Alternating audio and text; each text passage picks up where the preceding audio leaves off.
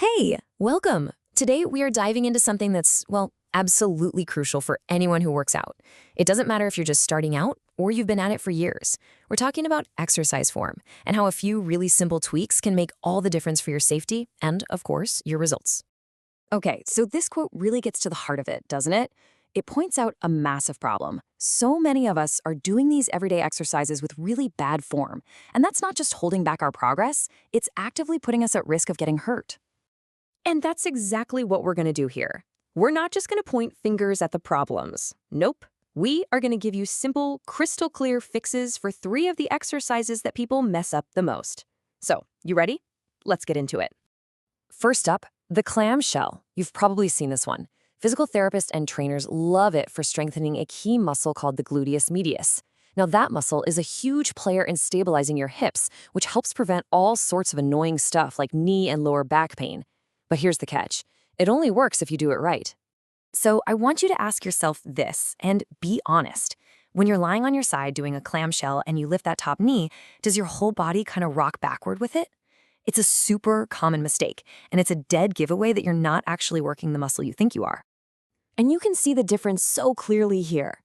On the left, that rolling motion is just using momentum to cheat the movement. It completely misses the point. But the fix, on the right, that's all about stability. Your torso should be as solid and still as a statue.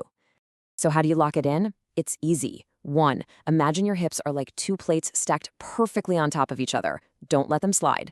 2, tighten your core like you're about to get tickled. That keeps your body still. And 3, really focus your mind on that side glute muscle. Make it do all the work. The movement itself might feel way smaller, and that's a good thing. All right, let's move on to our second exercise, the classic crunch.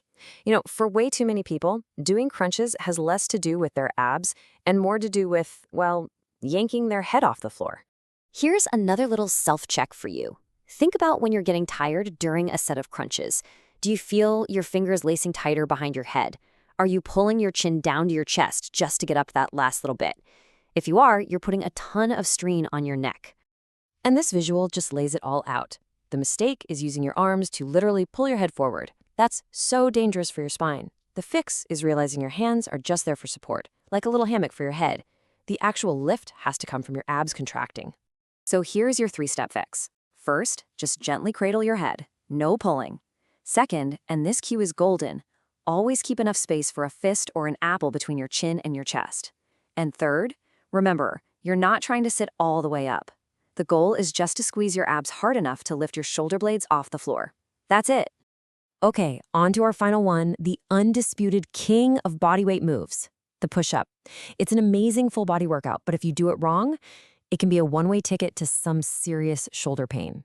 I want you to picture yourself doing a push-up right now. As you go down, where do your elbows point? Do they flare way out to the sides, making a T shape with your body? This is probably the single most common and damaging mistake you can make. And this slide shows it perfectly. See that T shape on the left? That puts a ton of unnecessary stress right on the fragile shoulder joint. The fix is to tuck your elbows in, creating more of an arrow shape with your body. This gets your back and triceps involved, making the whole movement stronger and way, way safer. So let's nail down the fix. Step 1, start with your hands right under your shoulders, not way out wide. Step 2, as you lower yourself, think about pulling your elbows back toward your feet, not out to the sides. And finally, your body needs to be a straight, rigid line. A plank, from your head to your heels. No saggy hips allowed. So we've looked at the clamshell, the crunch, and the push-up, but you see the common thread here, right? The real lesson isn't just about these 3 specific moves. It's a whole mindset you can take with you to every single workout. These are basically the golden rules. First, form over everything. 1 perfect rep is worth 100 sloppy ones, I promise. Second, your core is your foundation. Keep it tight to keep your body stable. And finally, listen to your body. Sharp pain is not a good thing. It's a warning sign. Don't push through it. So we're going to leave you with this question to think about. Now that you've got this mindset of quality over quantity, what's the next exercise in your routine that deserves a closer look? Applying these principles is the real key to a long, safe, and effective fitness journey. Thanks so much for joining me.